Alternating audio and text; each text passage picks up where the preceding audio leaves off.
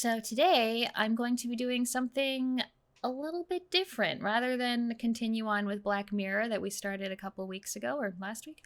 I wanted to go over all of the 2025 video games I played just so that every one of them can get a little talking about, and also to help me finalize my top 10 and honorable mentions, which is a video that I need to write and record and make. So this will be step one of that.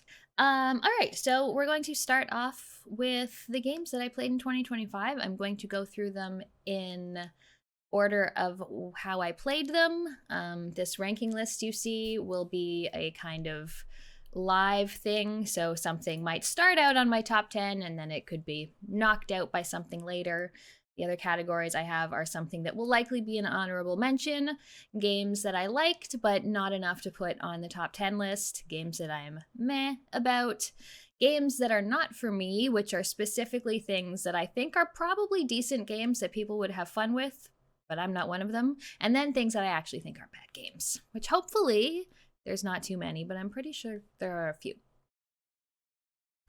So the first game I played this year, because I think I might have actually gotten access to it at the end of last year, was Citizen Sleeper 2, Star Wars Vector. This is developed by Jump Over the Age. It is the sequel to Citizen Sleeper 1, which is a game I really loved. It was on my top 10 in the year that it came out.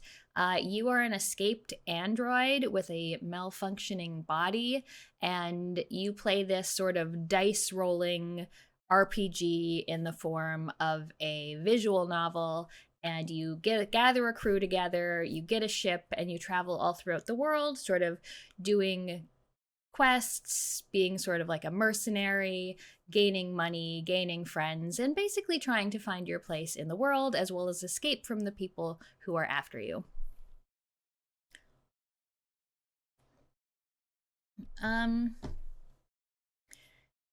I would say the game was like 10 hours long. Like, I don't think it was super short. Do I have it on my library? Oh, if I leave, it'll screw things up. I played it on Xbox, so I can't even tell from this how long I played it because I'm on Steam right now for the trailer. But overall, I liked Citizen Sleeper 2 a lot. It had the same very strong writing. It had really good music by Amos Roddy. Although I didn't like it as much as the first game, which I think is not the popular opinion, but I kind of liked how the first one was in one single location and you were really like making it into a home for yourself and finding your place, as opposed to the jumping from planet to planet and system to system. But still, I thought that this was a good game. I liked it. I'll be honest, when I first played it, I was like, this could maybe find a place on the top 10. I know that it's not going to, but so I'm just going to put this in the I liked it category. So the next game is Ender Magnolia, Bloom in the Mist, and this is developed by AdGlobe and Livewire. This is a Metroidvania. It is the follow-up to Ender Lilies, which is another Metroidvania that I really enjoyed. You play a girl who can control these homunculi, which are like artificial life forms. And many of the homunculi have gone crazy, but you can save certain ones and sort of bring them into your party. And then they work as your companions, where you can equip them and use them as your abilities, as your melee attacks, your ranged attacks, your magic. So you can equip them in different ways and level up different abilities that they have in order to sort of fight your way through the world. Yeah, I really liked this. It's got a very nice art style, I'll be honest, in that I didn't care too much about the story, which is pretty usual for me. When I played this, it was the beginning of the year. I was sick, and over the course of the weekend, I just laid in bed and I played this game nonstop until I finished it. It was one of those, it was hard to put down. It was also pretty easy to 100% it. The map was very useful in terms of marking everything that you hadn't done yet. So I went through, got everything there was to do in this game, and I really, really liked it. I'm going to put Ender Magnolia as a possible top 10. All right, so the next game on the list that I played is Orcs Must Die Death Trap. This is by Robot Entertainment. This is one that Michelle and Berger and Briz and I started playing on our Wednesday co-op night. And this was so... It looked like it had so much potential. It looks really cool. It's like a tower defense, third-person action game. You're defending your base from all of these orcs. It looks beautiful. There's lots of cool level ups and traps you can get. Like, I really liked going into the sort of nature traps where you had plants that would like grab people and poison them. And it was fun for that. But the problem was that there was just a lot that wasn't good. Like, they made it a roguelite instead of having a proper campaign, which I was sad about. If it had just been a proper campaign, I felt like it would have been so good. Apparently, since we played this, a number of updates have come up, but when we played it, you could not save a multiplayer run mid-run. Apparently, that has changed.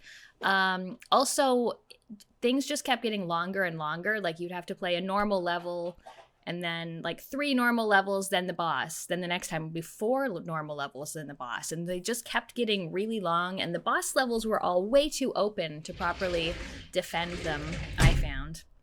That was loud. Yeah, so Orcs Must Die Death Trap was sadly a bit disappointing, and it did make a appearance on my most disappointing game, so that's going to go in the meh category. I like the occasional roguelite, but I find that too many games are roguelites now, and everyone should just stop being so fucking lazy and just design your levels. I say, as someone who doesn't understand game development. The next game is Avowed, which is a third-person fantasy RPG. It is in the same world as Pillars of Eternity, which I really liked, except Pillars of Eternity are my favorite, like, top-down CRPGs, whereas Avowed takes more of the Bethesda Skyrim-y route. This game I actually liked more than I thought I would. I put more time into it than I thought I would. I didn't make it to the end, but I really like the lore around Pillars of Eternity and the world that you live in.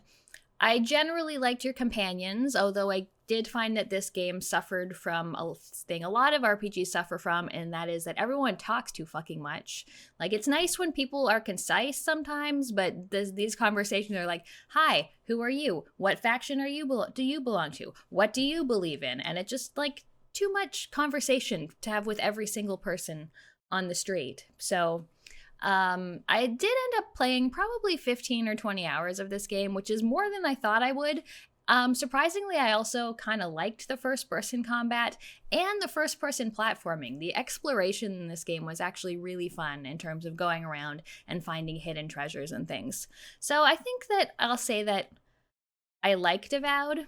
Definitely not going to be in my top 10, but it was surprising that I liked it as much as I did.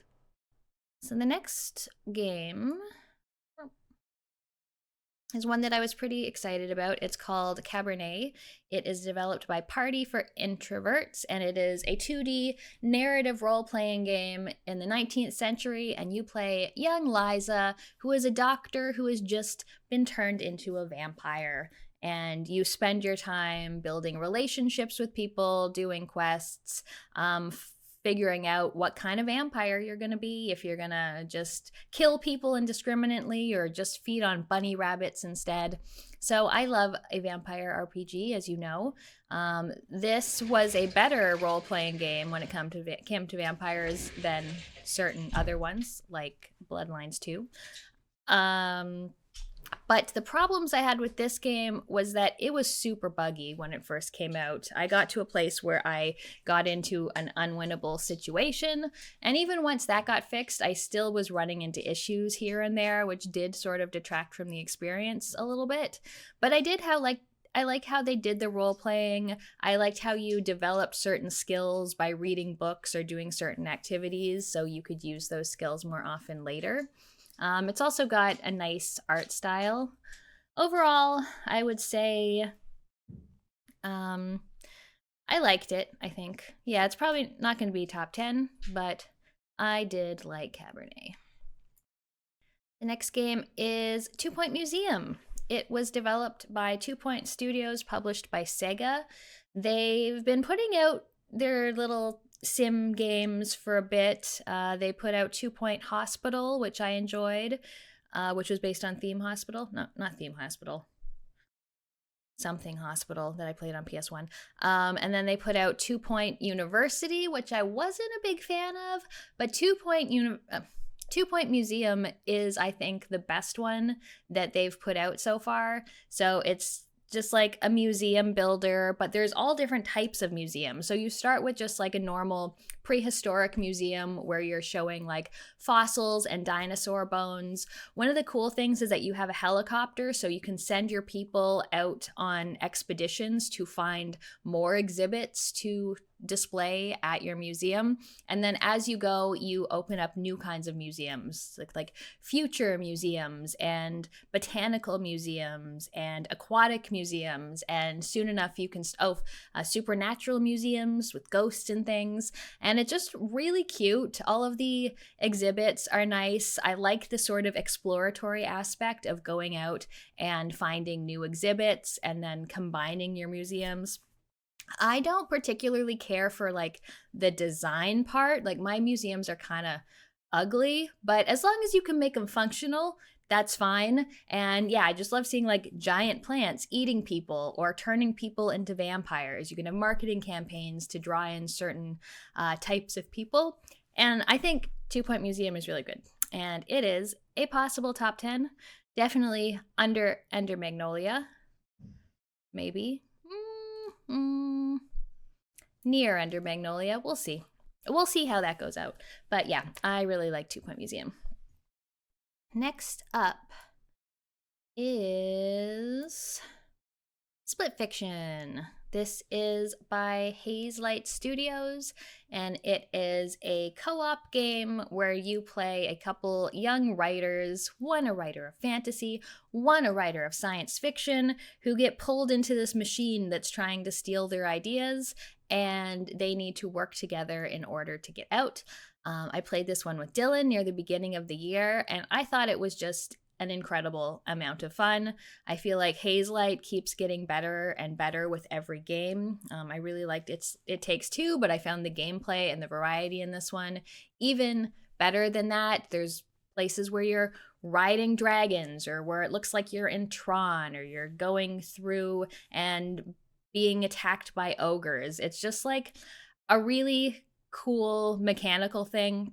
I know a lot of people have had problems with the writing, and it can be a little silly, like, oh no, sci-fi, fantasy, so different. These two are gonna butt heads. And, that's a bit silly, but I found that generally the story was inoffensive. Like, I was happy to watch the cinematics when they happened. I didn't ever think they overstayed their welcome. By the end of it, it did give some like nice fuzzy feelings, but I just really liked the mechanics and how things changed up from level to level, and especially the end of the game does some really amazing stuff with the sort of split screen and how they manage that.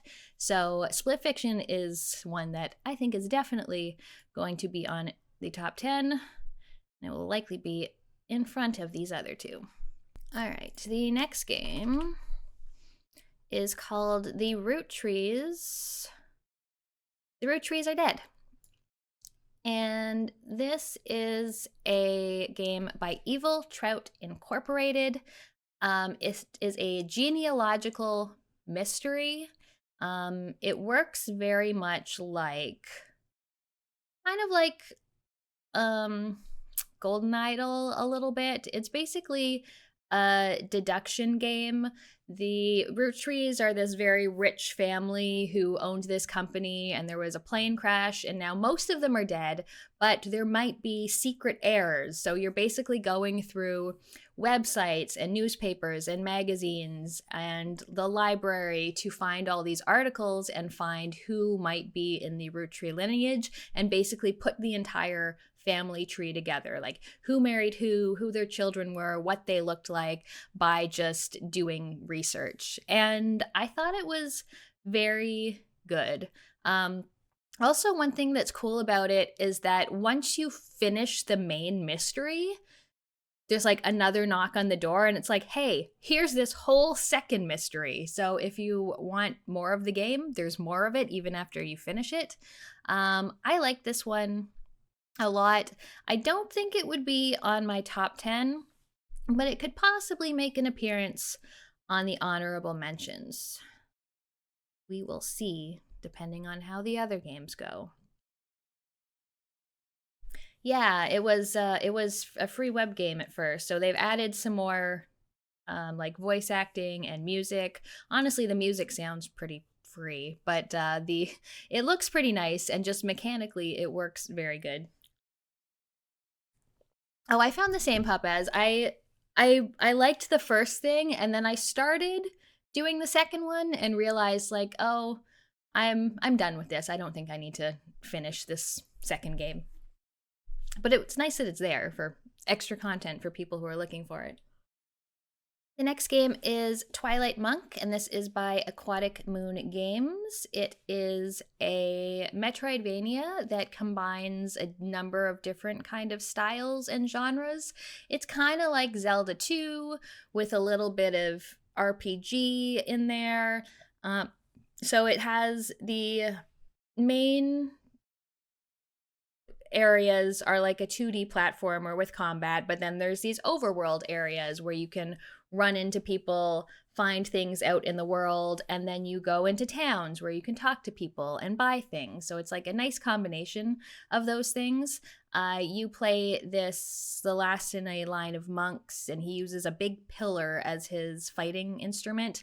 So you can use the pillar both to attack, to block attacks, to put on switches to weigh them down. And as you go, you're getting new sub-weapons, trinkets that can buff you. There's various side quests and things, items to help you. There's no built-in healing mechanic other than finding little heals out in the world, which was kind of interesting. Overall, I just really liked the look of this. Like, I love the art style, and something about the UI in this game makes me so happy. Like, just like the font, the sort of like thick black lines, like it just like feels very, very cozy. And I liked playing this a lot. I actually have an entire review of this game that I put out closer to the beginning of the year. Now, as much as I like this, there was a lot of Metroidvanias that I played this year, and this is not at the top of them. So I'm going to just put this in I liked it, because, yeah, it's like my 5th best Metroidvania this year, which isn't quite enough to get it on the top 10 list, but it was fun. The next game is South of Midnight. This is by Compulsion Games, and you are in the Deep South playing Hazel, I think her name is, and her house kind of gets lost in a hurricane, and then she ends up in this sort of world of folklore and monsters and heroes as she's looking for her mom, who was washed away in the house. And this is a very musical game. It's a very beautiful game. It does have this sort of stop motion-y effect, which I didn't care for, but it let me turn it off, so that was really cool. And she's basically going through these various scenarios where she's finding all about a story of some people who have lived nearby, sort of represented as monsters and mythological creatures. And I thought it was really good. I thought that the story was great, the voice acting, the music.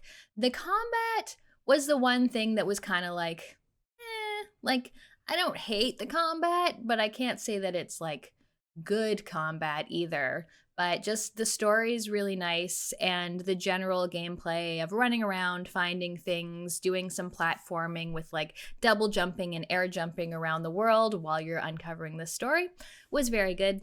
I don't think this one's going to make it onto the top 10, but it could get an honorable mention. The next game that I want to talk about is Blueprints. This is by Dagubomb, mostly made by one dude, and you play a boy named Simon, and he has just inherited Mount Holly, which is this big house. This is a 45-room manor, and you're tasked with finding the hidden 46th room. And as you go, you have sort of a layout of the manor, and you are literally laying down blueprints. So you go in, you open a door, you pull 3 blueprints, you decide which room you want to buy. You want to make sure that you're like leaving paths for yourself, looking at what items might be used in that room. But also, this game is just absolutely chock full of puzzles. Big puzzles, little puzzles, simple puzzles, puzzles that you won't even realize are there until hours and hours and hours through the game. It is sort of a roguelite in that every time you are building a new manor, but at the same time, the knowledge that you gain as you're playing through the game will help you with each successive run. Each successive run, there's also so many things to do. Like, there's so many directions, so many mysteries you can be solving. So if going for one thing doesn't work, you kind of have to pivot and be like, well, I'll look for this mystery instead. And Dylan and I played this a lot when it came out. I was like obsessed with this game. I would go to bed and I would be dreaming of blueprints, and I would be thinking about blueprints in my head and about the solution to puzzles. In the morning, I would be so excited, like, we get to play more blueprints today, which is like something I don't experience that much in games anymore. So this was absolutely amazing. I love blueprints. One bad thing, I feel like it could have had a proper ending. Because you can find room 46, and you could end it there, but also that's not even close to being finished the game. So I wish that there was like a full ending. Once you've done everything, it like rewards you by saying, congratulations, you won everything. It doesn't do that, which I think is a mistake. But still, I can't say I had a better time with any other game this year. And Blueprints is absolutely going to be on my list and probably number 1. All right, on to our next game, another banger. It's Clair Obscur, Expedition 33. This is developed by Sandfall Interactive. It won every fucking award at the Game Awards recently. This is a JRPG. You play an expedition of people. They live in a world where a paintress paints a number every year, and everyone over that age gommages, is basically erased from existence. And so you are the latest expedition trying to go forth and fight the paintress and stop everyone from being erased. And this is a great game. I love the characters. I love how it looks. They're surreal environments. I love the combat. I like JRPGs sometimes, but I always want something more than just a basic turn-based attack, item, magic. And this is like so active with parrying and dodging and having to time attacks and having your pictos and building your character and how they work together. Each of the characters works completely differently. They have their own complete different set of mechanics in how they are acting, just kind of like in Shadow Hearts, which is like my favorite JRPG. And the story's great. I love when you're at camp and you're talking to your companions and the conversations you have. But at the same time, it's not so exposition heavy like so many RPGs are, and it actually leaves something to the imagination, leaves something for you to figure out yourself. It's not just all spelled out for you in every conversation that you have. I thought this was great. Only downsides of it, some of the level design's kind of shit in terms of little areas where you explore. They're kind of confusing. Also, didn't love that they put platforming in it. That's the one thing I felt like they could have done without. But overall, I just thought like the story, the voice acting, the combat, the gameplay was just very good game. So Clair Obscur, Expedition 33. It's going here just in behind Blueprints. Next is Creepy Redneck Dinosaur Mansion 3. This is by Strange Scaffold, who makes a lot of very interesting games. And it's a weird meta match 3 in a Resident Evil mansion kind of game. Um, it's very meta. Like, going into the game, it's acting like this is the third game in the series, which it's not. You're playing as this guy going through this manor, fighting things, but every time you fight, it's just a match 3 game. And as you go through, you can take different paths, or some are closed off from you because you don't have the skills ready for them. And I thought that this was. I played the demo and I really liked it. And then once I got to the actual game, I found that once I had basically gotten past the length of the demo, it really wore thin on me. Like, I was like, okay, you're funny and meta. I'm kind of tired of your humor now. And match 3s aren't like that exciting. And just the sort of repetitiveness also kind of got to me. So this is one that I didn't end up finishing. I had some interesting things, but overall it just, I don't know, a little too silly, a little too repetitive for my taste. So Creepy Redneck Dinosaur Mansion 3 is going in meh. Oh, so much talking. So this is one that I played on stream. It's Rosewater, which is a very narrative heavy point and click adventure game. This is by Grundislav Games, and it's a Western where you play Harley Legere, who is a writer. She finds herself embarking on a journey with sort of a found family situation, kind of going across the West to a city on the coast, but along the way, there's all kinds of stops where you meet new people and have to solve new problems. And I liked this game. The writing is very good, the voice acting is very good, but it is one of those games that kind of makes me like, can I please play now? Like, it's too much talking, too much dialogue, too much story. The pacing could definitely use some work because it's usually just like talk, talk, talk, talk, talk, talk, pick up an item, use an item, talk, talk, talk, talk, talk, talk, pick up an item, use an item, pick up another item. So, like, the writing was good, but I just wish that there was so much less of it and that I got to actually play it more. So, I'm having a hard time where to put. I think I liked this game overall, but I think playing this early on the year also made me less tolerant for similar games later on in the year. So Rosewater is going to go in I liked it. But I did wish it let me play more. Yeah, I finished Rosewater. Oh yeah, Lamplight City. I actually liked Lamplight City a lot better as well. I did find that there was more to do in it, and I liked that you could fail because you were a detective in that one. So if you didn't question enough people, if you didn't do an investigation, you could come up with the wrong answer, which I really liked. There was some choice in Rosewater and a little bit of randomization in terms of while you were going across the country, you could see different events. So if you played it again, you might see different events. But yeah, I just felt like the story to gameplay was just too off balance in one way. The next game is Doom: The Dark Ages by id Software. This one was on my most disappointing games of the year, if you've watched that.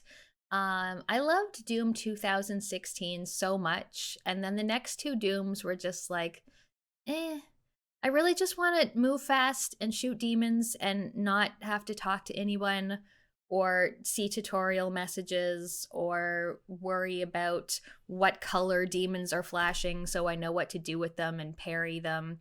In this one, it takes on more of a medieval kind of theme. You have this shield with like a saw blade around it, and you're charging into enemies. Everything is exploding into ammo and health and various things. And I thought that the beginning of this game was a real slog, And the end of the game was a real slog, and the middle was an okay time. But they added a bunch of new stuff. Like there was mech levels where you're in giant mechs, and those were so slow moving. There was areas where you're driving a dragon, which sounds cool, but then the gameplay is just wait for something to attack you, parry, make an opening, shoot, shoot, shoot, wait for something to attack you, parry. It was just so boring. I don't know how they made mechs and dragons so boring. Sad. Doom the Dark Ages is going in meh.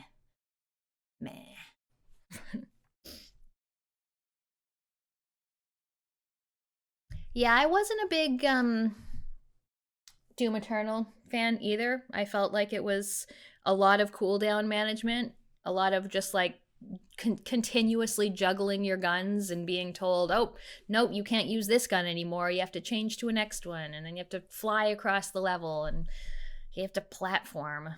So, yes, I also found that it was a never-ending tutorial. For the first like 7 or 8 levels, it just tutorial. It's like, I'm just shooting demons. How do I need to know this? Oh, I actually played Hexen or Heretic this year. And I did find it more fun than Doom the Dark Ages. The next game is Monster Train 2, and this is developed by Shiny Shoe. This is a deck building roguelite game where you play as various clans of demons and you're on a train. So basically the train has 3 levels. Your enemies are coming in from the first level, and they will fight the first level of enemies, go through a round, and then they will move up a level. So you need to be good at placing your soldiers, knowing where to put them, knowing like which ones to put on which level, which artifacts they have. As you go through, you'll be gaining new cards, which can be magic spells or new soldiers or items that you can use. Between levels, you're sort of picking which way on the track to go. So some, like one way might have upgrades to your magic and a health refill, and the other one might have upgrades to your units and a mystery event that could happen. So I thought this was great. Another thing I really like about it is that there are 10 different clans, and each run you're picking 2 clans to use. So you're getting like the synergy between 2 clans and figuring out how to best use them together. There's also really cool sort of challenge modes where it picks for you what the clans are, as well as puts certain limitations or restrictions on the game. And I was like absolutely obsessed with this game for like a couple months. I was playing it basically every night before bed. So I think Monster Train 2 is amazing. I liked the first Monster Train, and I like this one even more. This is going fairly high on my top 10. It's going between Expedition 33 and Split Fiction for now, because I thought it was amazing. Like, I like this more than Slay the Spire. That's how good I think it is as a deck building roguelite. The next game is The Altars. This was definitely one of my most anticipated games this year. It's by 11-Bit Studios, who I'm usually a fan of.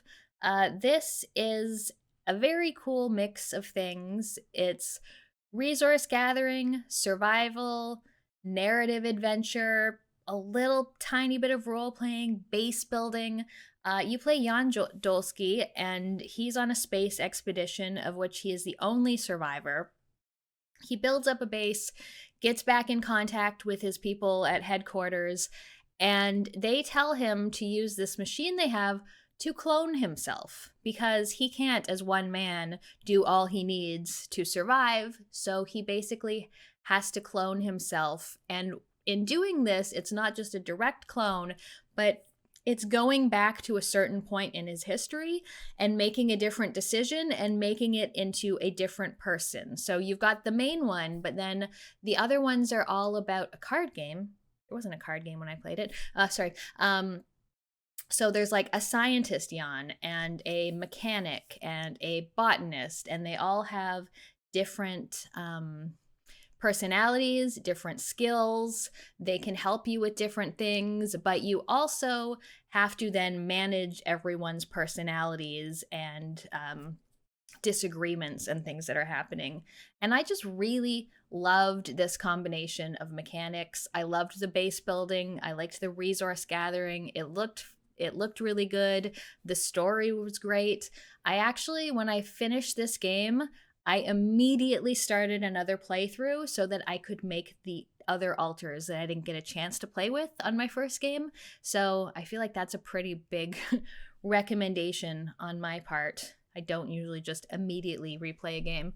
So altars is one that should definitely have a place on my top 10. I'm going to put it between Split Fiction and Ender Magnolia for now. But yeah, I really like this. Next up is Revenge of the Savage Planet. This is developed by Raccoon Logic Studios, and this is the sequel to something else of the Savage Planet. I forget what the first one was called. But this is a sort of satirical action adventure and one that you can play in combat, in co-op.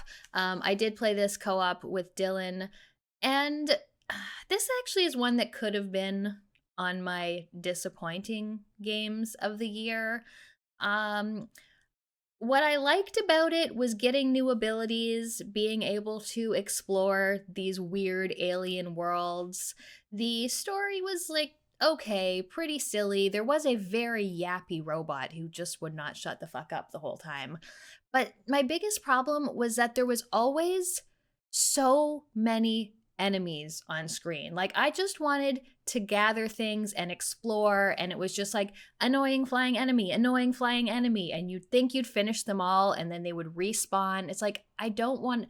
This game needed like 20% of the combat that it actually had in order to make it more fun. It was very annoying. And then also just the way that they implemented the couch co-op also was a bit annoying. Like, if anyone opened a menu, it would pause it for the other person. If you traveled somewhere, they would be drawn along with you. And it also didn't really do anything to make you play together. So I found that Dylan and I, like, we were both playing the game, but most of the time we were both just off doing our own thing. So yeah, it wasn't very good. I thought it was pretty disappointing. So I'm going to put Revenge of the Savage Planet in meh.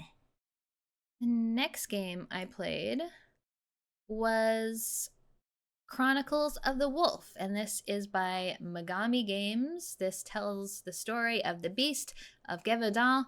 You play Matteo Lombardo, and he's out to find this sort of legendary werewolf, and this is very much a love letter to Castlevania 2 Simon's Quest. Very nostalgia laden, very much for people who think games have sucked since 1992 and want things to be like they were. That does not describe me personally. I thought that this game had its good and bad points. I also did have a complete review of this on my channel.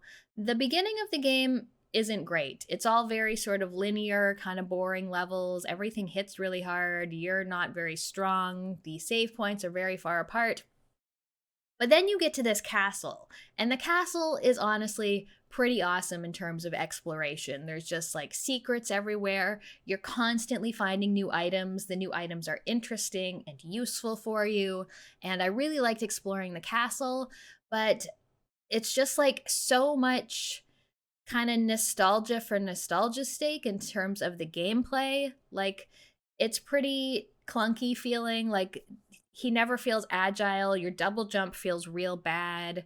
You can't really aim any ranged weapons. For some reason, they do it in such a way where you're only using 2 face buttons rather than like use the whole controller. The map is also not very good or useful at all. So I thought this had like some really cool things going for it if it had just like incorporated some modern conveniences and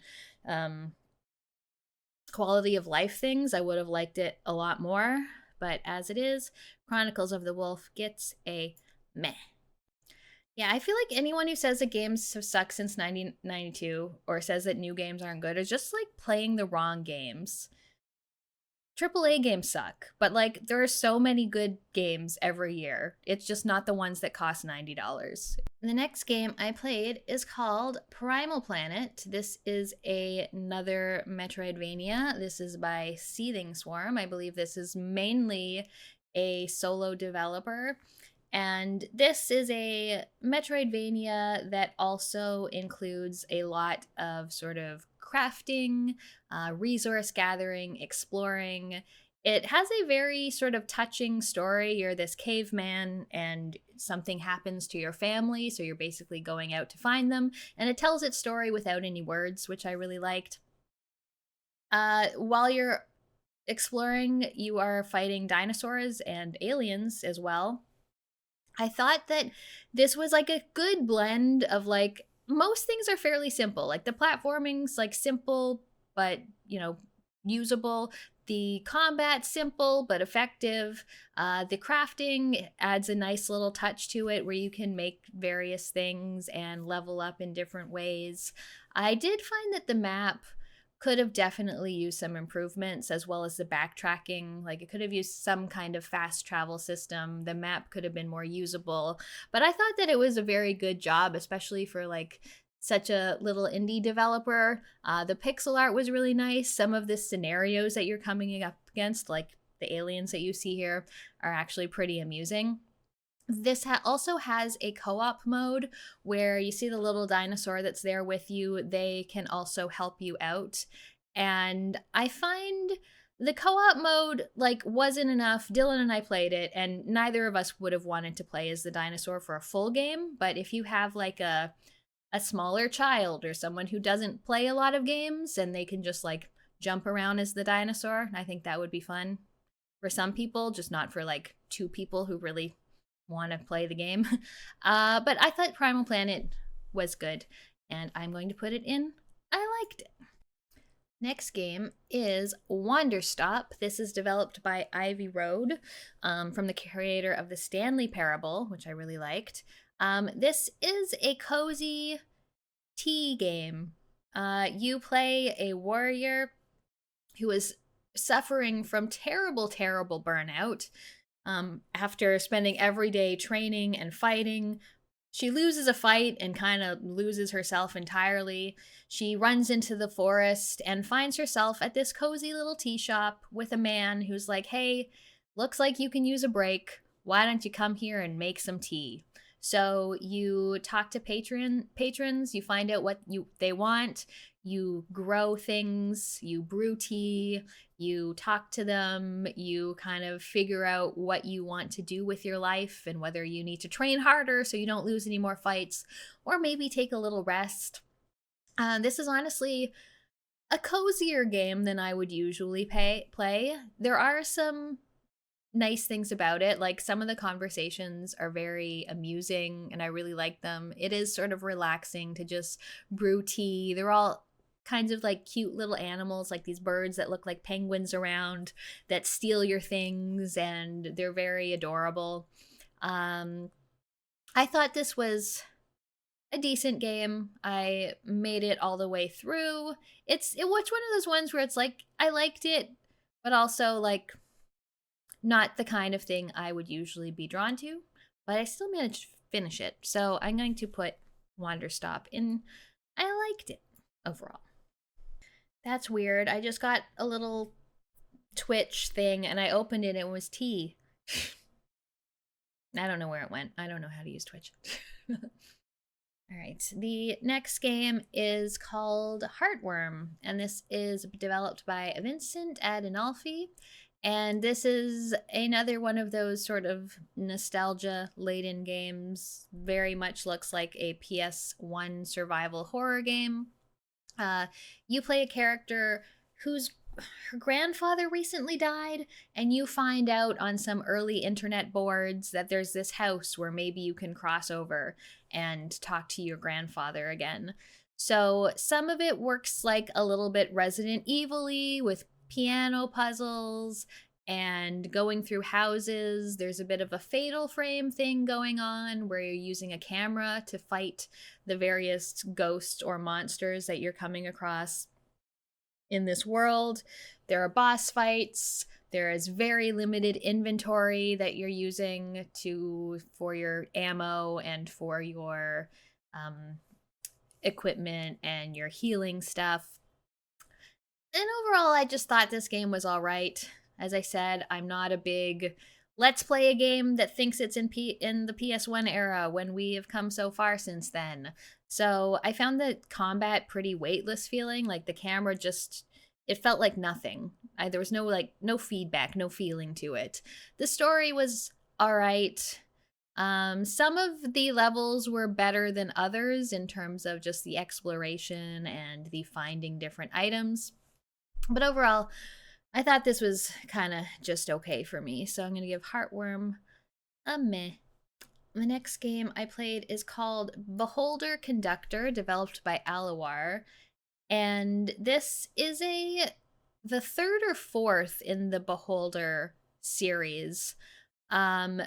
The whole series is about living in this sort of oppressive fascist regime and having a job where you have to balance between like trying to help people versus needing to keep your job to keep your family alive, like a little bit of a Papers, Pleasey kind of aspect, but each game has sort of changed things up a little. So this, you are the conductor of a train, letting people on the train. You have to like look at their passports and their tickets and make sure that all of their information matches. As well, people will ask you for certain things. You have to send reports on people into your superiors in order to make some money.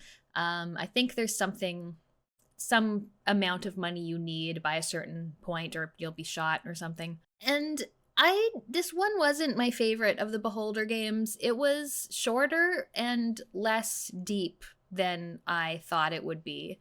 It sort of starts out all right in the first act, but as I found as you went from act to act, which there are 3, I believe, there was like less and less to do, less and less decisions to make, and I felt like I was getting railroaded as the game went on. So yeah, this was not my favorite of the Beholder series, so this is gonna go in meh as well. Next game I played is The Rogue, Prince of Persia. So this takes the Prince of Persia in a roguelite direction. It is created or developed by Evil Empire, who are the people who made Dead Cells, which I think is one of the best roguelites out there, and you can definitely see the Dead Cells DNA in this game. I liked a lot of stuff about this game. I like the movement. I love the wall running past like the backs of the wall and using the poles and spinning around them and things. Something I didn't love as much was the combat. I felt like, especially compared to Dead Cells, the various weapons didn't feel nearly as different. I felt like whether you had a hammer or swords, it kind of felt similar either way. But I also really liked how they did the world. You get a little map and you get quests and you can sort of make decisions on what direction you want to go based on the quests that you have to do. Some of the upgrades are interesting. I actually liked the story that it was telling. This isn't something that I finished, but I put a few hours into it. Again, I'm like very, very particular about my roguelite games and how much time I spend with them. So I think the Rogue Prince of Persia is pretty decent. Not as good as Dead Cells, but decent. So I'm going to put this in. I liked it. The next game I played is called Guns of Fury, and this is by Gelato Games Limited. And this is basically like Metal Slug as a Metroidvania, and I had a lot of fun with it. When I played this game, I had gone through a little bit of a slump where I was playing things and was like, it's fine, it's fine. And then I put this on and I was like, yes, this is just what I needed. Exploration and explosions. You get various types of guns, which all feel very different. The world is so combustible. Everything's exploding, and I'm always excited when I make something explode. There's all kinds of different equipment to find. It does some interesting things in terms of how you find your way through more of the levels, things like using this mech suit in addition to your basic movement abilities that you get and can add to your character. Yeah, I thought that this was a lot of fun. The combat was neat. It wasn't overly challenging because you have so many health items that you can rely on, so you can take more damage than you need to and still succeed. The boss fights were very cool. I just thought that this game was a total blast. It might get an honorable mention. We'll see. But yeah, like this one a lot. Shinobi Art of Vengeance is the next game I played. This is by Sega and Lizard Cube. This is the latest in the Shinobi series, and it's got some really good platforming, some fun combat. You get various abilities that you can use. I think the art style is absolutely beautiful. I did have kind of mixed feelings on this game. A lot of people are like, is this a Metroidvania? And like, not really, but they put every level, which are distinct, like you access it through a menu. So you just go this level, this level. But as you get new abilities, you can go revisit the old levels to find extra collectibles or platforming segments, which I just felt like made a lot of the levels too long. Like, especially going through the first time when you don't have all the abilities. I would have liked a sort of more tightly designed, compact level and maybe have more of them rather than revisiting old ones just to go in a different direction. But I did find that the combat was very satisfying. Some of the special abilities and the magic that you were using were pretty cool. The platforming was fun, although I don't know if the controls were good enough for some of the things that it was asking from you in the sort of optional challenges. But overall, I thought Shinobi Art of Vengeance was good and I liked it. Hollow Knight, Silk Song. I always forget to put the Hollow Knight in it. I feel like it's completely unnecessary. Silk Song by Team Cherry came out after a wait of many, many years, follow up to my favorite Metroidvania of all time. In this one, you play as Hornet, and Hornet is so quick and so agile, and she has so many cool movement abilities. Some of the platforming in this is like so good. She's just, she feels so fucking good to play. I think that this game, aesthetics wise, especially, I've gone back and replayed Hollow Knight since I played this, and it just made me realize like how much they leveled up their art in the intervening years. Like, there's so much more detail, everyone's so much more crisp. I think the world building that they did here was absolutely amazing. I think the way that the narrative and the mechanics cohese, is that a word, are excellent. I did find at times this game was more frustrating than I thought it needed to be. And some people just say get good or whatever. But I finished it. I got the final ending. But some of the bosses and some of those battle rooms were just a real fucking pain in the ass. And the game economy was very punishing in terms of everything that cost money and all the things that there were that cost money. But at the same time, some of the boss fights were absolutely amazing, complicated yet satisfying. Some of my favorite fights were actually the easiest ones, like the Clockwork Dancers and Lace. But yes, Silksong is a very, very good game. Excellent exploration. I love going through the map. But sometimes I just feel like if this were just a touch easier, I would like it more. But Silksong is still awesome. It's gonna be in the top 10. Where in the top 10 is the question. It's gonna be above Ender Magnolia.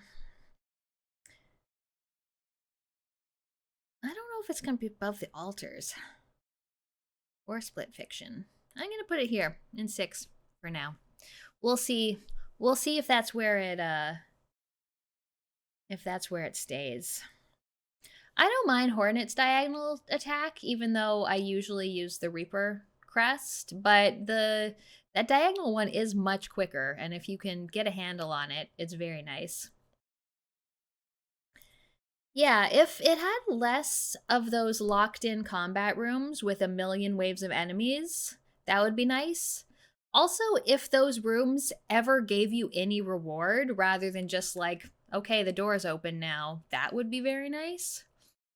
Yeah, that's where it's going for now.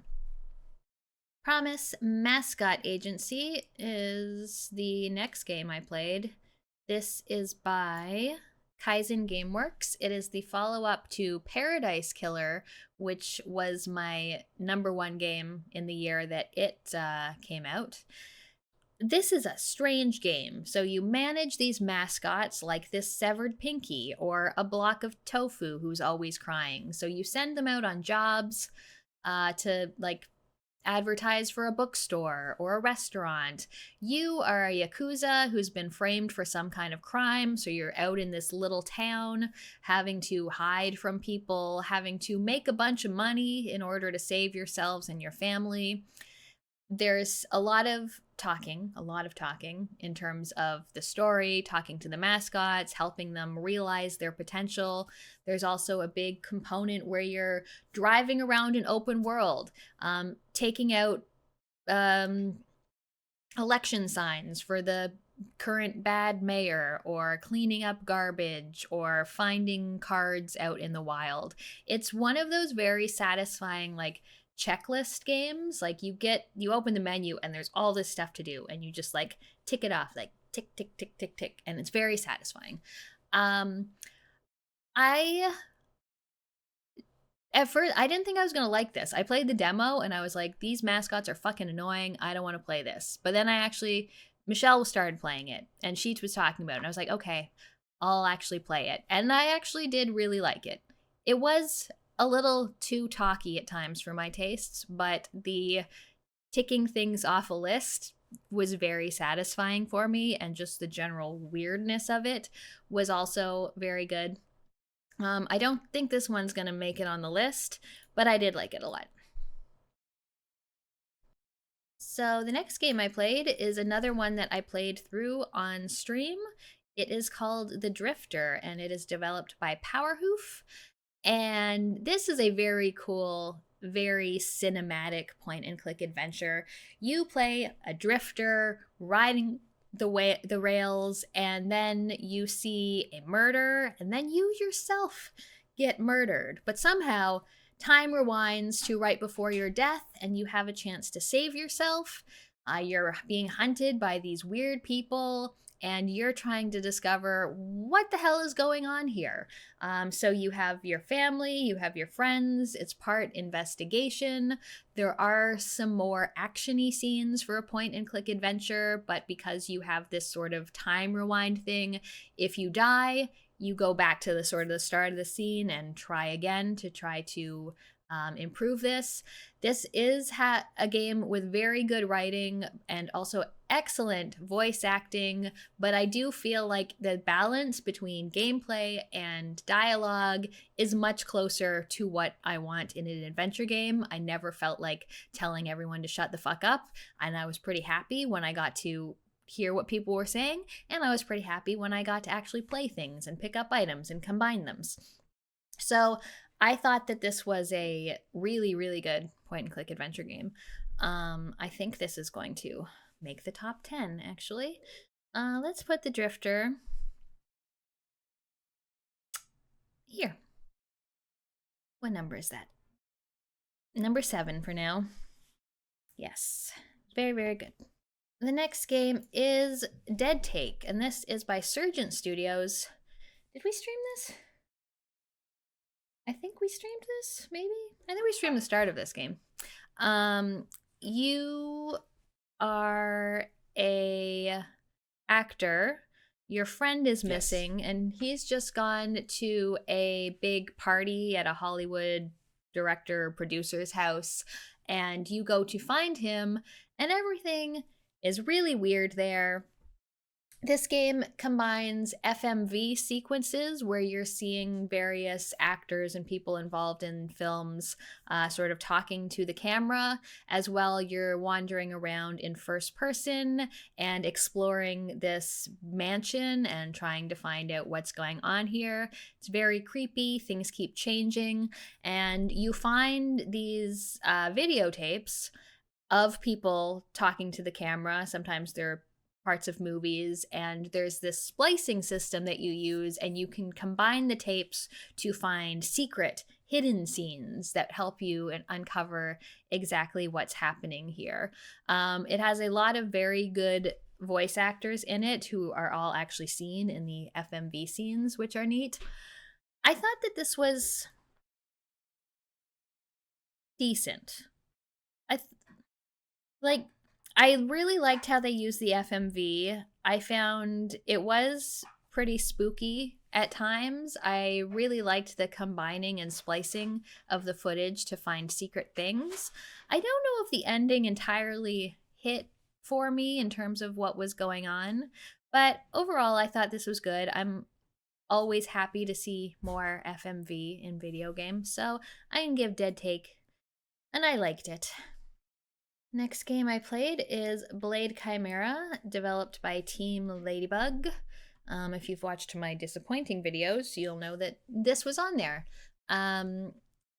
This is, I don't know, I just found everything about this just a little bit on the dull side. It sort of plays like a run and gun. You're mostly using guns, although you also have this demon sword on your back that would be fun to fight with, but you can only use that for particular skills and to help you with platforming. I think the combat is the best part of the game, especially the boss fights are the most interesting, but the world is just so uninteresting and unspecial that exploration wasn't very rewarding. I didn't feel compelled to explore. There was too much talking and I didn't like the writing. There were a lot of side quests that were mostly just fetchy things that I didn't want to do. Yeah, this one, not my favorite Metroidvania. Found the whole thing just kind of unimpressive in general. So Blade Chimera is a meh. Yeah, it is sad. I love Luna Nights. That one was great. I thought that their other one, the Lodos War, Deedlit and Wonder Labyrinth, was good because of how Symphony of the Night like it was, although the same thing, the like world wasn't that interesting. But yeah, this was my least favorite of their games, sadly. The fast travel, I thought I would like the fast travel in Blade Chimera, but I thought it was too much. I already didn't like the world, and being able to just like bup, bup, bup, bup, made me like relate to it even less. All right, the next game I played is Keeper, and this is the latest game by Double Fine Productions, and I feel like someone dropped the ball on marketing this game because I remember when it got announced and it looked super exciting, and then I heard nothing about it up to release. It came out on Game Pass. I feel like not nearly enough people played it or talked about it. It's a strange game where you are a lighthouse, basically, a walking lighthouse, and you have a bird friend, and you're traveling through the world it's a very like vibey game. For a lot of it, there's not a ton of gameplay. You're just sort of taking in these very psychedelic, surreal sights and solving little puzzles here and there. Like you can use your bird friend to help you out with things.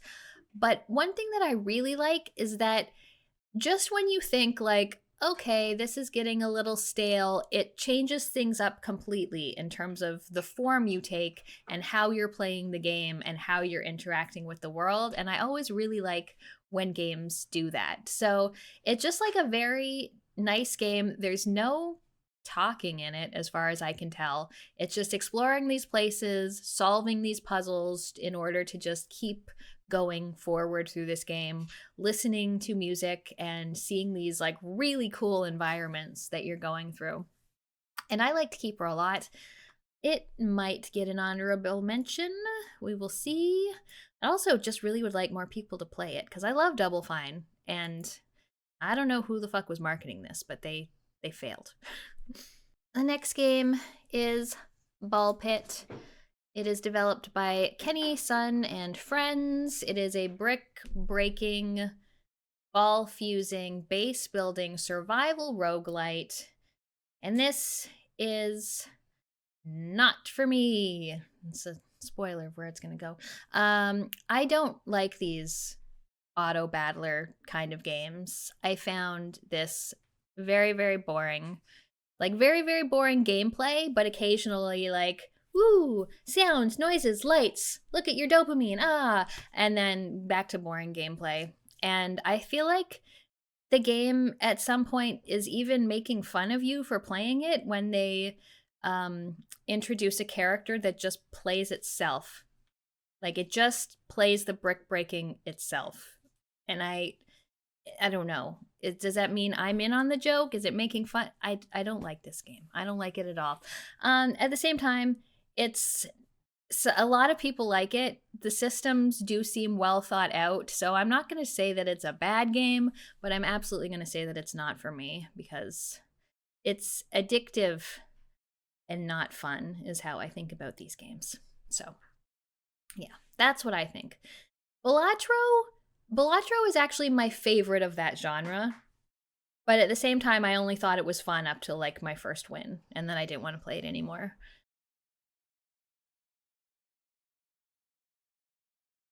The next game I played is Vampire the Masquerade Bloodlines 2. I made an entire video on this. This is developed by the Chinese Room for some reason. Long-awaited follow-up to Vampire the Masquerade Bloodlines, which is one of my favorite games of all time, and I think one of the best RPGs ever made. In this one, you play the Nomad, an elder vampire awoken from a long slumber, and now you're in Seattle, and you have to deal with all the vampire stuff in Seattle.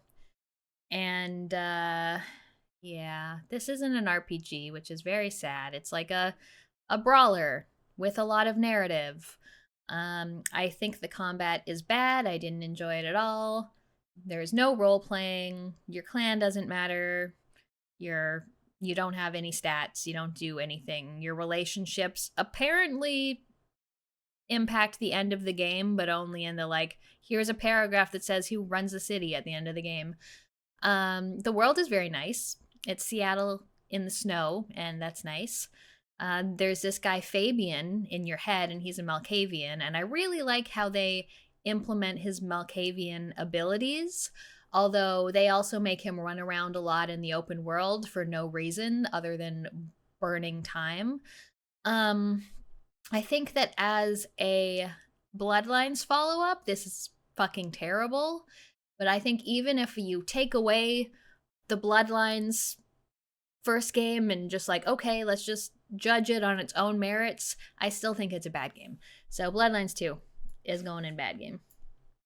Don't know why. No, you can't dance in goth clubs. And even the clubs are not very gothy. They're all like grungy Seattle music. I don't want that. The next game is called Rue Valley, and it is developed by Emotion Spark Studio. A lot of people, when they saw this, were like, oh, it's like Disco Elysium. And like, I guess visually, kind of. Story-wise, it's not really going for Disco Elysium. So I feel like that's an unfair comparison. But you are a man who goes to Rue Valley for some mandated therapy. And while he's there, you find yourself trapped in a time loop. Something happens, there's a big flash in the sky, and then you go back 47 minutes. So it's a very short little time loop. So you need to find your way through this town, you need to meet everyone, and you're trying to figure out what's causing this time loop and how do you get out of it. You have role playing in terms of creating your character. The stats you're choosing are different for most role-playing games. Like, you can be impulsive or calculated, introverted or extroverted, and you can't middle of the road it. You have to, like, pick a side for each attribute, which I kind of liked. And it impacts how you can behave, what kind of responses you can give, and what kind of questions you can ask. I really like how it sorts things. You get a big mind map in terms of like who you've talked to, conversations you've had, mysteries still left to solve for each person or concept that you've come across.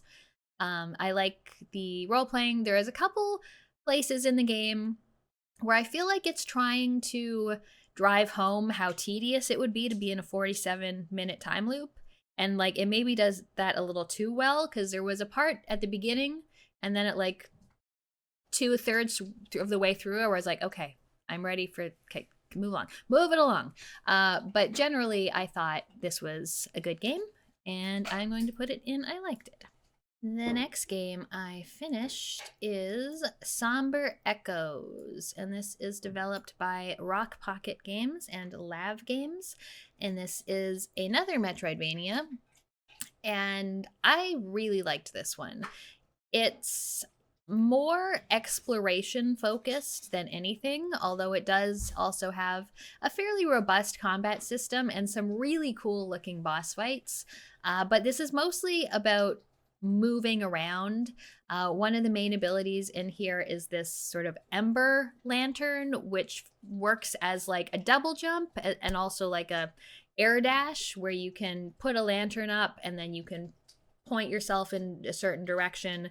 And then as you're going, you get more and more uses of these lanterns. So I think at the maximum you can have 3 of them. And so that's used for getting around, fighting bosses, as well as some puzzly bits that hide most of the collectibles in the game. Yes, I agree. I really like how exploration heavy it is. I also absolutely love the look of this game, the sort of 2.5D, just like a lot of depth to it. It combines like Greco-Roman mythology with sci-fi as you're on this big sort of, I don't know if it's a generation ship, but it's like a huge giant spaceship. The universe is being torn apart. Actually, it's your twin sister who's doing it, so you need to find her and stop her. You're meeting characters from Greek mythology as you go through, doing side quests that make sense for them. It's not too talky, but it's just enough to sort of give you what the story's like. And yeah, the exploration and the platforming is just a lot of fun. I liked Somber Echoes a lot. It's also not overly long. I feel like 10, 12 hours, which felt pretty perfect for me. This one might get an honorable mention. We'll see. All right, the next one, another Metroidvania, or Mushroomvania, as it calls itself. Lone Fungus, Melody of Spores. This is the sequel to the first Lone Fungus game. It is developed by Basti Games. And you play a little mushroom called Green Cap, and he's saving all the mushrooms in the land. I think this is actually a prequel to the first game. It makes a number of changes from the first game, and some of them I really like, and some of them I would have preferred if it's stuck around in the first game's mode. But this one has a sort of lower resolution graphic style, but also way more variety in the environments. The first game was mostly just underground, whereas this takes you to a lot of different places. It's honestly a lot better looking. The combat is more interesting. It's got a 8-way directional rope, so very sort of Castlevania inspired. The boss fights are also a little more interesting. There is a platform focus, and there are a lot of optional difficult platforming sections, but unlike the first game, like the button combos were so complicated that I felt like I was like tying my fingers up in knots. Whereas this, they're easier to pull off, yet at the same time, it's still challenging in terms of what the platforming is asking you. My biggest complaint about this was that there's too much stuff. Like, too many weapons, too many trinkets, too many armors, too many sub-weapons, and you're finding these or buying these, and there's just so many that I didn't even try all of them out. And a lot of the times with the armor and weapons, I would find something or finally get to buy something only to find out it was worse than what I already had. So I did feel like there was just an abundance of things that didn't matter and didn't impact my game in any way. But I liked exploring. I enjoyed the map. It uses the sort of Prince of Persia screenshot thing, so you can keep track of certain obstacles that you can't get yet. I liked the platforming. And overall, this is going in, I liked it. The next game I played is The Seance of Blake Manor, which is developed by Spooky Doorway. And this game was awesome. It's a supernatural detective mystery. It's set in Ireland in 1897, and you are investigating the disappearance of a woman named Evelyn Dean, who has gone to a remote hotel to take part in a seance. So you go there to try and find her, but as you're there, you figure out that every single person in this hotel has some kind of secret. This seance is probably really bad news, and you need to save yourself and everyone else from it. This game does one of my favorite things in that it has time limits. Everything is taking place over the course of a weekend, and everything that you do takes time, or every decision that you make. You can wander around to your heart's content without time passing, but anytime you ask someone a question, or investigate an item, or look at something in a closet, it will take up a minute of time, which isn't as punishing as it sounds. Also, like, unless you're really wasting time asking every single person about everything, you're probably fine.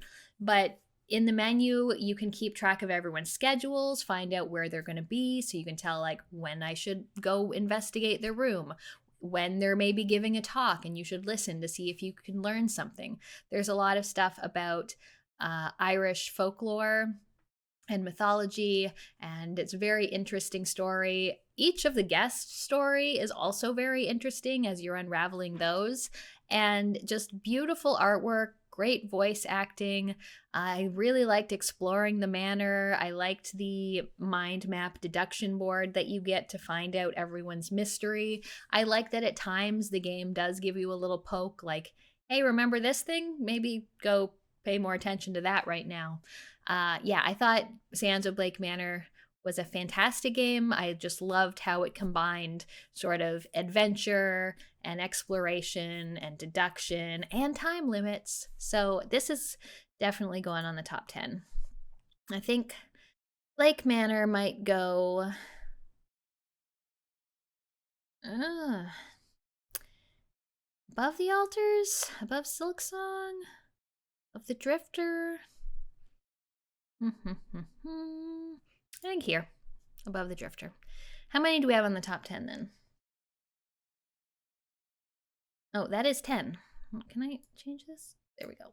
That's better. All right, so right now we have 10. So if I want to put anything else in the top 10, it's got to kick something else off. Next game I sort of played is The Outer Worlds 2. This is developed by Obsidian. I didn't like The Outer Worlds 1 at all. I tried it. I didn't like the combat. I didn't like the story. Didn't play very much of it. When I started The Outer Worlds 2, I liked it more. Like, I was like, oh, this is actually all right. I liked the combat more.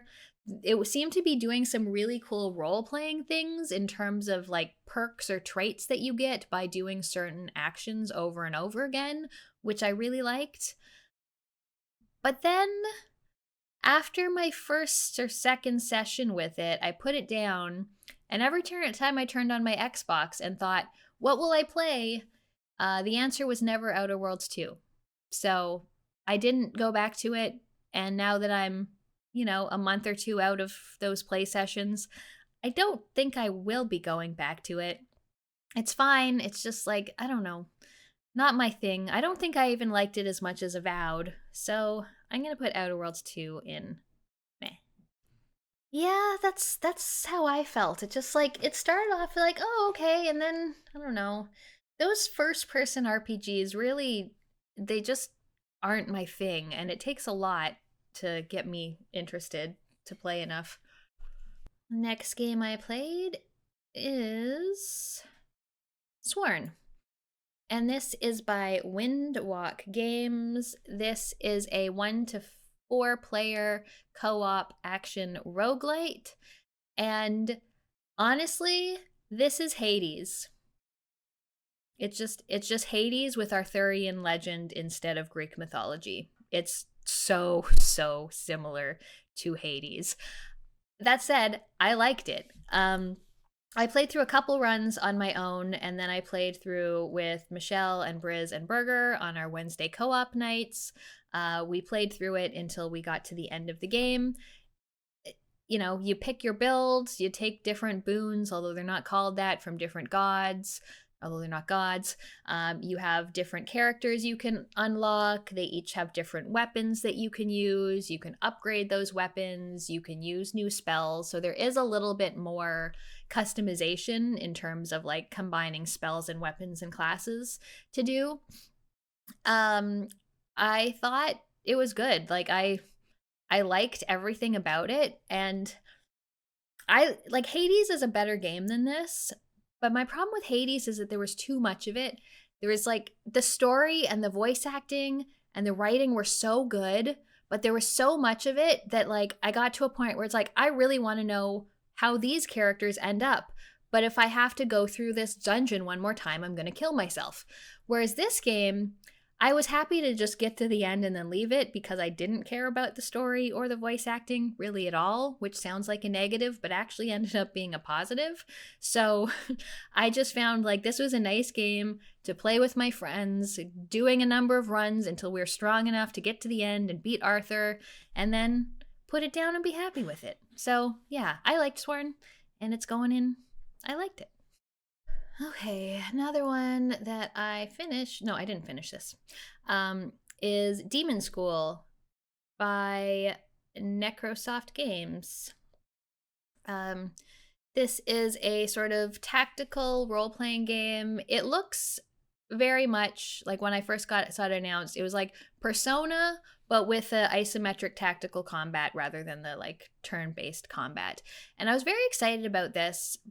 And I think this is an all right game, but it disappointed me in a number of ways.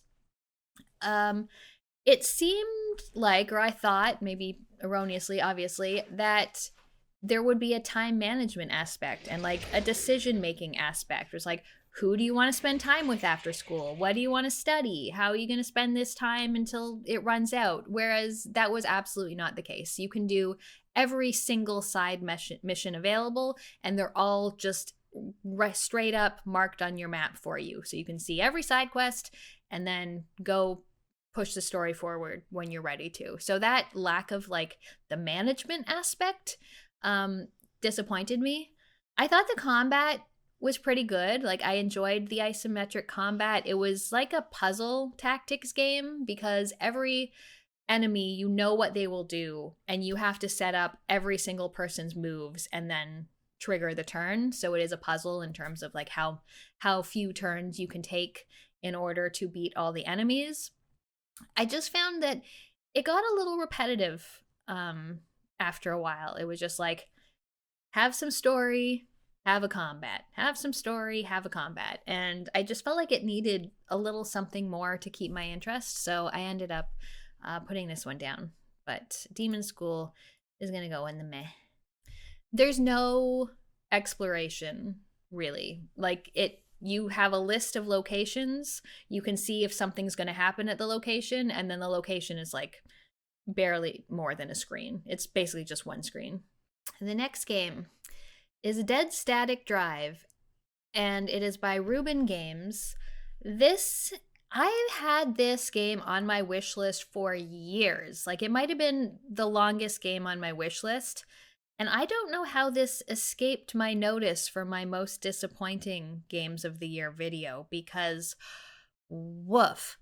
This game describes itself as Grand Theft Cthulhu. It's like a survival horror, like really survival game where you're like on a road trip, isometric, driving a car, being attacked by these monsters, gathering people to come with you. And it's so bad. Like, I don't, it's so bad. It's janky as fuck. There's no introduction to the game. Like, no, here's the story, here's what your character does, just like drops you in a motel, tells you to get in a car. There's like so much inventory around that you can pick up and use. It doesn't tell you how to do anything in the game. You pick up people on the road and you have like very surface level conversations that again don't really tell you anything about the story. The driving of the car is not fun. It does not control well. Yeah, this one was just like disappointing on pretty much every level. And I just saw that this game cost $39. It was on Game Pass, so I'm glad I didn't pay for it. But yeah, this was like a huge disappointment after having it on my wish list for so many years. I think it's a bad game.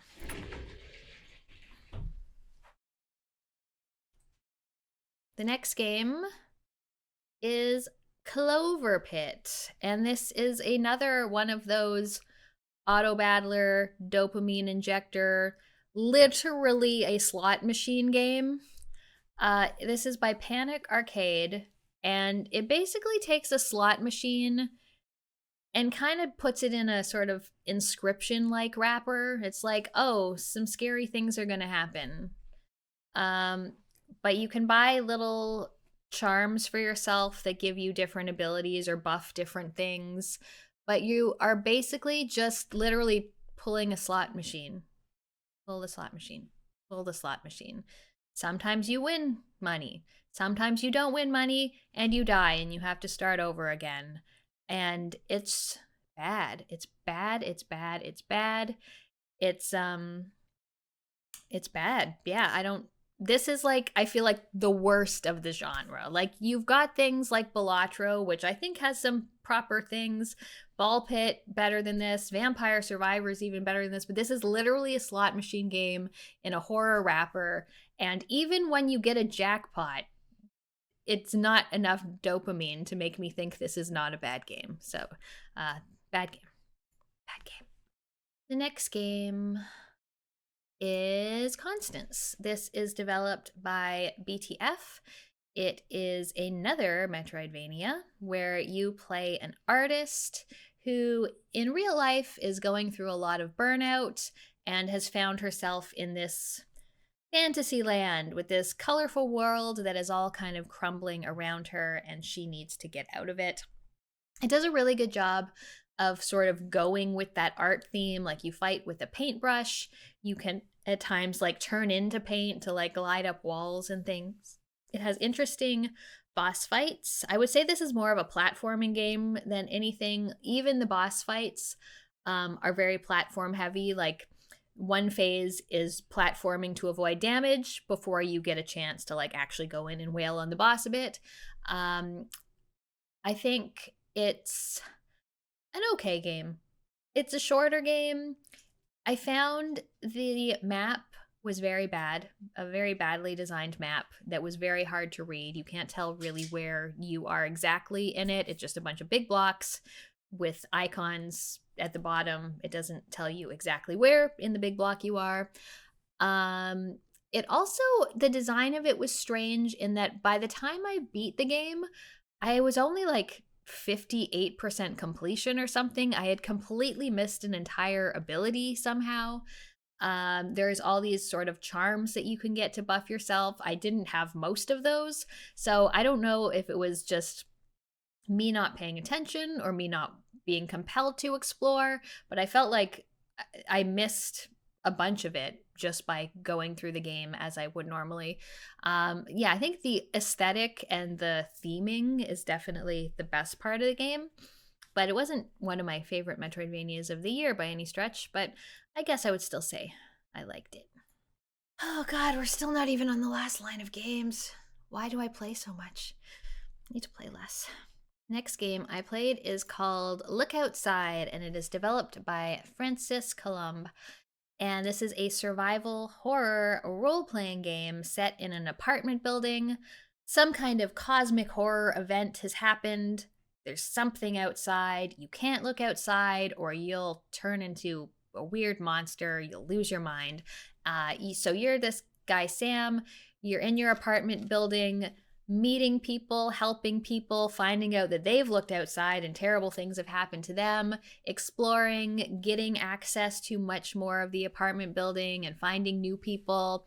I really liked the exploration aspect, and I really liked the characters. I really liked the art in this game. The combat is all turn-based combat, which was all right, though I did find I got kind of tired of the combat and wished there was just a little bit less of it. Also, just less items, like all of your weapons break as you use them, which isn't my favorite thing. I loved this as a narrative exploration game, and then the combat part was like, I'll tolerate this because I like the rest of it so much. Yeah, but I liked the scavenging, finding supplies, doing quests. I think I'm gonna put Look Outside in, I don't know, it might get an honorable mention. Like, how much does the combat impact things? Because the other stuff is so good. Like the people you're meeting, the quests you're doing, the characters are bonkers, and I really like them. This might get an honorable mention. We're probably gonna have to cut this down, but I did enjoy that it had 2 difficulty levels. So there was the like more survival horror the more survival horror version where you could only save once a day. And I think that would have upset me. So I played on the easier mode where you could save wherever you wanted. The next game that I tried, I didn't play a lot of, honestly, is called Winterborough. And this is developed by Pine Creek Games. It is a cozy survival game, has beautiful art. You play this cute little mouse, and he needs to go out into the wild, collect items, craft things, craft himself a stove and a bed, and go find food to make. And you're going through this very adorable world, and it's just not my kind of thing at all. I think it's cute, but I didn't like the gathering, the lack of inventory space, the length that you had to go to find new inventory to craft the things. It just wasn't my jam at all. But I feel like if you like these cozy survival games, you might like this, and I think it's on Game Pass as well. But Winterborough is decidedly not for me. Next game I played is Galaxy Princess Zorana. This is developed by Hanako Games, and it is the follow-up to Long Live the Queen, which is a game I really liked. This is like a visual novel management spreadsheet game, which you might think is negative, but I actually like that. You play this princess, her father, the emperor, has died, and now you are thrust into the spotlight. You have to gather your a group of advisors around you. You have to basically run for election and get people to support you to actually be the galaxy queen, empress now. You have a spaceship where you go from system to system, visiting different people, asking for their votes, and also every day you have to train in the various skills that might help you be an empress. And there are so many skills. Like there's empathy, there's swords, there's spaceships, there's military history. Like honestly, too many. And I feel like this game really needed some way to keep track of things more, like know who would be a good advisor, what skills you might need. As it is, it's a bit of a crapshoot, especially at the beginning. It's like, well, okay, I'll take swords, and then you never need a sword skill check. So I feel like it's a bit of a crapshoot at the beginning in terms of knowing what you should be training in, because constantly, every conversation, there's all these skill checks, and it's not necessarily that you need one particular skill, but one of a few skills in order to save yourself. Otherwise, everyone is out here trying to kill you all the time, so you can very easily end your game if you don't have the proper skills. But once I got to a certain point where I could survive a little, I really like this kind of game. I played through it a few times to get multiple endings of the game. And I'm going to give Galaxy Princess Zorana, and I liked it. Winds of Arcana Ruination, developed by Brood Games. And I really don't like it with Metroidvanias when people are like, oh, this game is hand-drawn art. It's a Hollow Knight clone. But looking at this game, like, this is Prince of Persia: The Lost Crown, but bad. Like, it's the abilities, the main character, the spikes, the environments, like it's so hard to not compare it to the Lost Crown, and the Lost Crown is so good. And I started this and it felt bad to play. The combat is just completely weightless. Your sword just like passes through things. The animations are not nearly good enough to make this game feel good enough to play. The controls aren't good enough to do the platforming that it's asking you to do. It just like ugh, not good. Somehow, there's only 110 Steam ratings, but it has a very positive review. I don't know how, because I played this for 30 minutes and said, no, I can't. I cannot play this any longer. Winds of Arcana Ruination is a bad game. The next game I played is Dispatch. This is by Ad Hoc Studio. Became not so much a surprise, but a huge hit. This has like 91,000 ratings on Steam. You play a man working for a superhero company. You don't have superpowers yourself, but you do have a super robot suit that you basically use to do good in the world. And when it gets damaged, you are asked to be a dispatcher for a group of sort of Z-list superheroes. It's very Telltale inspired in terms of the gameplay. The writing and the voice acting is all fantastic. It's a really good story. I feel like this would have made a better just mini-series cartoon than an actual game, because so much of the time I was playing it, or when I say playing it, I mean watching it, thinking, can I play now? There are QuickTime events, which you can turn off if you don't like QuickTime events. I felt like they're kind of necessary, but then they're also kind of annoying at the same time. The dispatch game that you play is fine. You sort of have to take your heroes' skills and assign the right heroes to the right jobs so that they can do things correctly. Then there's also a hacking mini game, which I didn't like at all.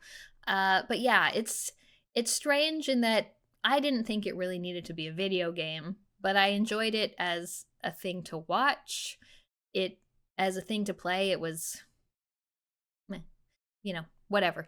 I think it's good.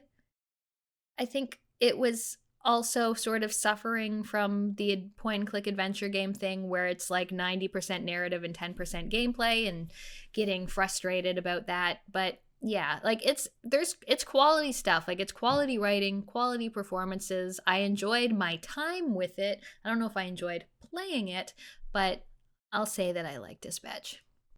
Oh, Zorbread. I've had this problem since Telltale games where you just sit there for like 10 minutes watching. I put my controller down. I take a sip of water. Then all of a sudden it's like, oop, quick time event. Oop, make a decision. And I'm like, what? Oh, I'm supposed to be playing. Oh, yeah, I forgot. And then I just like miss them. I feel like the quick time events I failed didn't really matter, but there were definitely some decision points where the game just made a decision for me. The next game that I tried to play a little of is called Foolish Mortals, and this is developed by Inklingwood Studios. This is another game that suffered from me saying, would you just let me play the damn game already? It takes place in Louisiana in 1933. A while back, an entire wedding party disappeared, and you are going to try to find out what happened and find the lost treasure that never appeared after the wedding party disappearance. And it's very pretty. Like, it looks a lot like a Broken Sword game. The vibe is very sort of Monkey Island-ish in terms of a lot of the dialogue. Not quite as funny as Monkey Island, but it's another thing where, like, the writing's pretty good, the performances are pretty good, but would you stop talking and just let me play the damn game? So I streamed about 2 hours of this a few weeks ago, and again, just because of Rosewater and then Dispatch, and then this was the third game like that this year where I ended up just stopping, saying like, no, I cannot watch another video game. I need something to play. So I'm gonna put this one in meh, and again, it might be suffering just from being the third of this kind.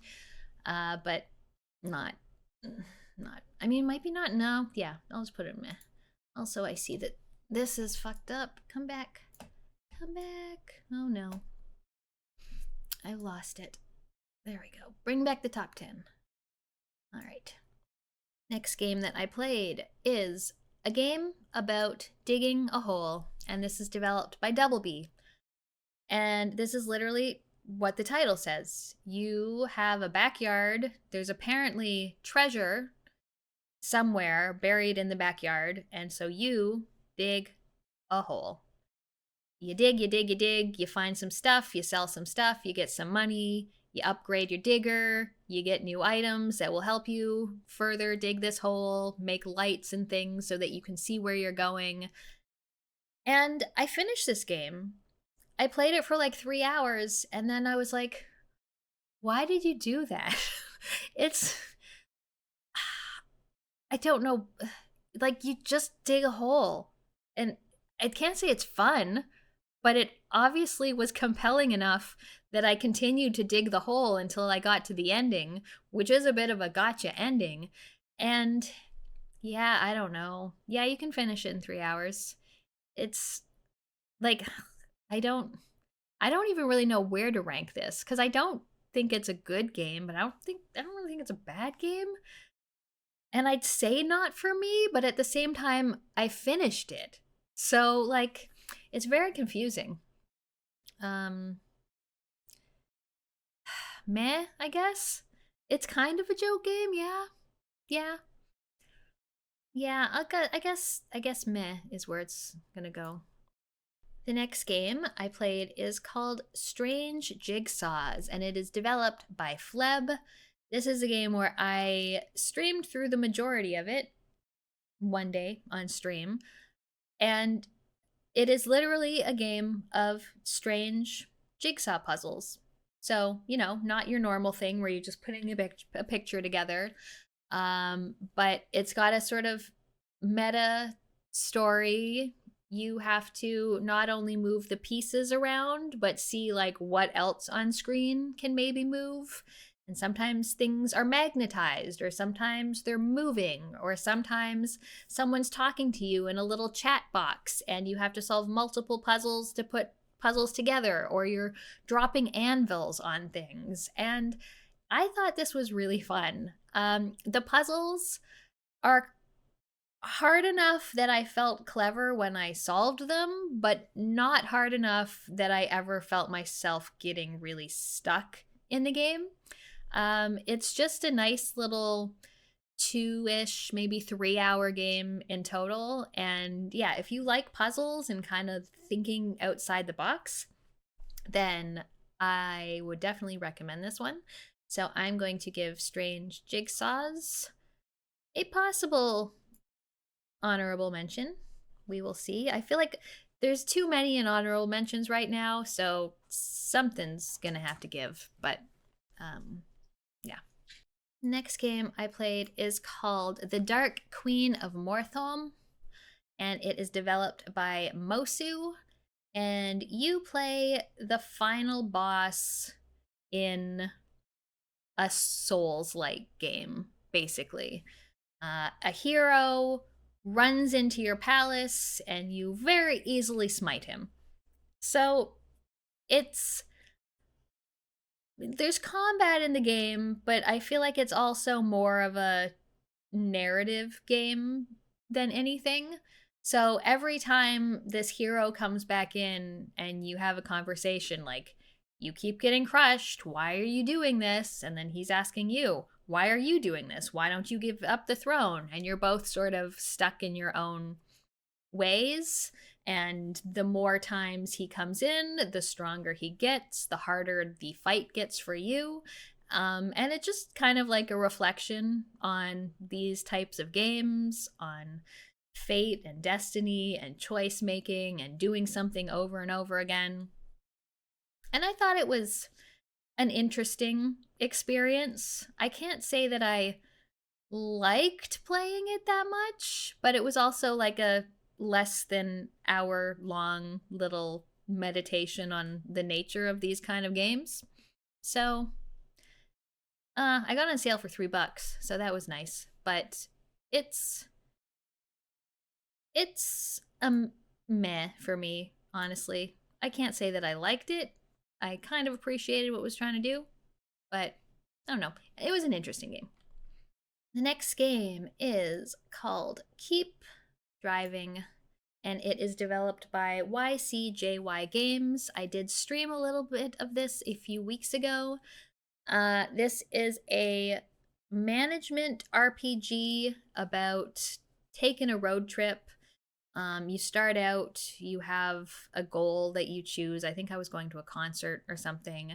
And as you go, you can pick up hitchhikers. You're getting all kinds of items. You're having to manage your money and your gas and the state of your car. You're picking up new quests to do. You're finding new things. You're listening to music. And as you're going, there's also a kind of card game you're playing every time you run into an obstacle. So, like a flat tire or a log on the road, and you're using these cards that you sort of use talent points to get in order to do that. And when they called this an RPG, I thought there would be more story. As it is, the story was very minimal, and the writing there was, like, you have these little conversations with the hitchhikers, and you'll come across just like deep thoughts, which aren't very deep. And I didn't like the writing much at all. I just found like this wasn't really my thing as much as I thought it would be. Like, I love resource management in games, but something about the cards and the writing and the physically managing inventory just wasn't my thing, I guess. So I'm gonna put Keep Driving in not for me. Yeah, it was missing. Like, the pixel art is absolutely gorgeous. I think that's the thing that sticks out for me the most. But yeah, anytime there was any text on the screen, I was just like, oh, could they not have gotten a better writer for this? All right, the next game, still in progress on this one, but it is Call of Duty Black Ops 7, which I see has mostly negative reviews on Steam. This is by Treyarch and Raven Software. This is one that we've been playing, or we started playing. It's taken a few Wednesdays off for the holidays. For 4-player co-op, because I think this is the first Call of Duty that you can play the co-op campaign with 4 people, which is nice. As a game I'm playing with my friends, I think it's an all right time. I would never play this campaign by myself. I find that the Call of Duty campaigns I have played, they've been nice, structured, linear experiences. You do a thing on a level, you get these cool weapons to use. You go to the next level, you get different cool weapons. This one, every level is like this huge open area with just like waves and waves of enemies, which I feel like is a worse campaign than most of them have been. The story is also really surreal and out there.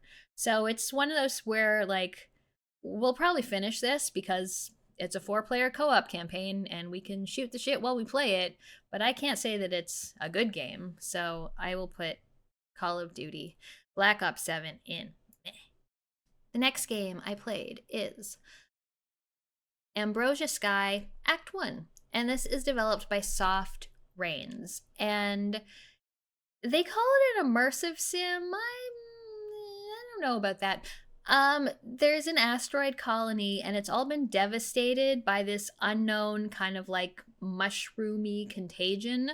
You are a character who's going through all of these places and sort of documenting what you see and documenting the dead. So you find people, you sort of reflect on who they were and what they were doing.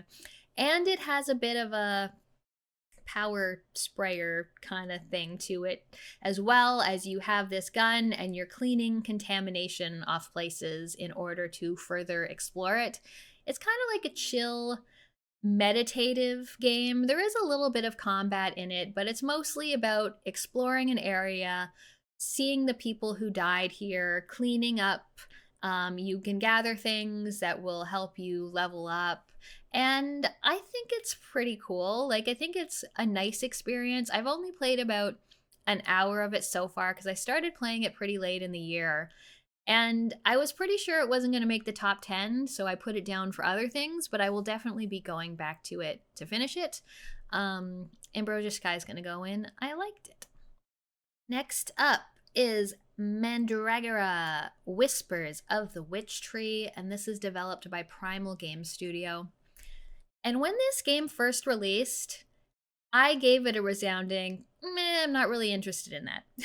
It is a Metroidvania that is very much a 2D Souls-like. Incredibly 2D Souls-like.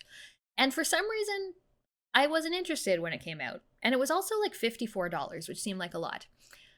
And then I really wanted a new Metroidvania, and it was on sale for 30% off. So I think at the beginning of this month, I was like, all right, I will finally pick this up and try it. And I fucking loved this game. It's very Souls-like. You pick your character class at the beginning. I played a character that had a mace and wielded fire spells. There's little shiny items to pick up everywhere. There's little shortcuts everywhere. It is a Metroidvania in that you get new movement abilities. Honestly, the movement abilities you get are used fairly sparingly. It's more about keys and knocking down shortcuts and things. The combat, lots of dodging in the combat, lots of spell casting. There's this big complicated talent tree that you can level up your stats as well as gain new abilities or effects on your things. You build a little hub world of crafters that you find. You find like a tailor and a blacksmith and someone who makes gems and potions, and you go and you find new recipes for them, and they give you little quests. The writing is so good. Brian Matsuda actually did the writing on this game, and usually I don't give a shit about story in Metroidvania. And even the beginning of this, I was like, this is a very long cinematic introduction. But as I went, I loved the characters. I loved the writing. It even got to the point where when I'd visit my hub at the end of the game, I was disappointed that there weren't new things to talk to my companions about. I thought this was fucking great. I loved the exploration. I loved the combat. I loved all of the different crafting and things to collect. The story was very interesting. It was just like, I couldn't put this one down once I got it. It also has good accessibility and difficulty options if you want to do that. Because some of the bosses near the end will fucking one-shot you. But I had no problem being like, tap that damage down a little bit so that this doesn't frustrate me too much. I love this game. This is my favorite Metroidvania of the year. And it's going on my top 10. And it's probably going high on my top 10. I feel like most years, I play a game right at the end and it just like sneaks into the top 2. And it's going to number 2. That's where it's going. What's leaving? I feel like even though technically I've got 2 Point Museum on 10, I'm going to take Ender Magnolia off because I've got 2 Metroidvanias. So this is going to just boop, boop, boop. There we go. Now it's now top 10. And yeah, the last game is going to be a quick one because I didn't play that much of it. It is called Sliding Hero, and the developer reached out to me and was like, hey, would you like to play this? I was like, sure, even though I had my misgivings. It's developed by Silent Chicken, and it is a top-down puzzle Metroidvania, and it has very cool pixel art. It takes place in a 1700s Venetian villa, so it's like really cool art and a really unique setting. The problem for me is that I hate sliding block puzzles, and this is the game where you are the sliding block. So I played it for like 20 minutes, and I was like, this is not for me. This is just not for me.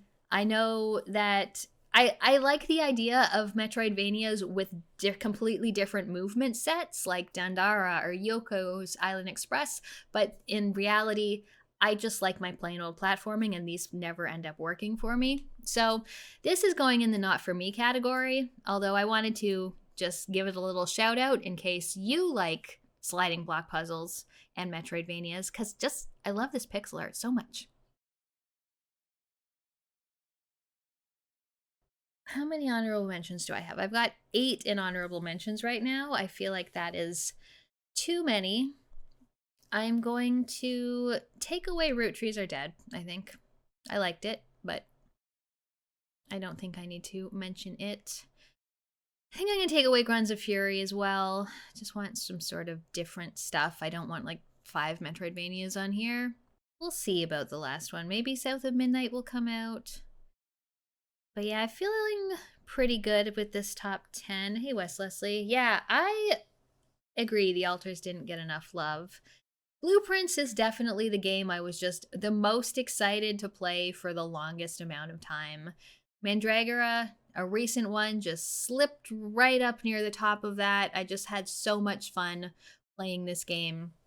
Expedition 33 has definitely been rated highly by very many people, and I agree with that. Monster Train 2, another one I don't hear a lot of people talk about, but if you like deck building roguelites, I think this is one of the best one out there. Split Fiction was just a perfect co-op experience. And the Altars, amazing blend of different mechanics of management and base building and gathering and just dealing with all of these different characters and making narrative decisions as well. Yeah, I really like 11-Bit Studios. Silksong, fantastic. Maybe not as high as some would expect, but I felt like if it was just a little bit more forgiving, it wouldn't want to make me throw my controller through the window. Seance of Blake Manor, great. Another really cool combination of mechanics. The Drifter, great story, great point-and-click adventure that that actually let me play it more than some of the other adventure games I've played so far. And 2 Point Museum is one that I've just keep going back to throughout the year. I don't think I've technically finished it yet, but I'll, go in, build up a museum, maybe start a new museum. I like that there's a campaign or there's the sandbox mode if you want to do that. But overall, I think it was a really good year in gaming. I know some people say it wasn't, but I think I play way more games than most people do, and I've seen that there was a lot of really great games this year. Even, there's only 4 things I would call a bad game, which is pretty good, I think. There were some things that disappointed me, but overall, I had a lot of fun with a lot of games, and I'm excited for what comes out next year. But yeah, thank you, everyone. I hope you found some interesting new things to maybe play, add to your wish lists, and yeah, Blueprint's awesome. Thanks so much for watching. Should hopefully be back with Dylan on Thursday, but have a great week, everyone. If you haven't seen it yet, go check out my end of year 2025 content. I have a Patreon, or you can become a channel member if you want to support the channel. Thanks for watching, and I'll see you next time.